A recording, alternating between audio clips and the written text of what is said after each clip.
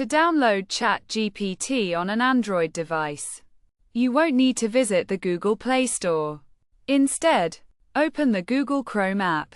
If you don't already have it, you'll need to download it first. Once you have Chrome, type in the URL chat.openai.com and navigate to the website. You can log in or create an account if you don't already have one. Next, click the three dots in the top right corner, and from the pop-up menu, select Add to Home Screen. You can do this regardless of whether you're logged in or not.